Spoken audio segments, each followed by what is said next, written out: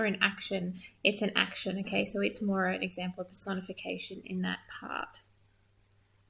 Let's quickly move on. Okay, so here's a third example. Okay, we've got here environmental text, okay? And in it, the writer, wants the reader to feel a sense of empathy and concern for the natural world, okay? To the author of this paper, many of us would unquestionably be suspect, convicted of some deep perversion of character because we prefer the sight of the vetch and the clover and the wood lily and all the delicate and transient beauty to that of roadside scorched as by fire, the shrubs brown and brittle, the bracken that once lifted its proud lacework, now withered and drooping.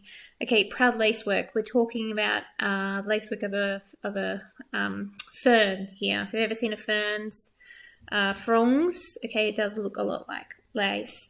Lifted its proud lacework. Okay, it's proud. That's an emotion. Okay, this is an example of that pathetic fallacy.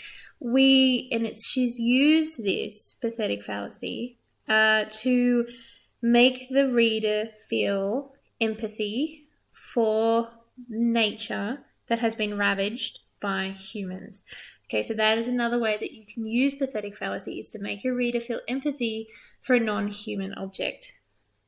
Okay, very quickly, last example. Okay, this is from a poem called Porphyry's Lover. Not sure if that's right, but that's what I'm calling it. The sullen wind was soon awake. It tore the elm tops down for spite and did its worst to vex the lake. Okay, again, here we go. Emotions, sullen. That's that sulkiness, right? Okay, the wind cannot feel sulky or sullen. That is a human emotion being attached to a non-human thing.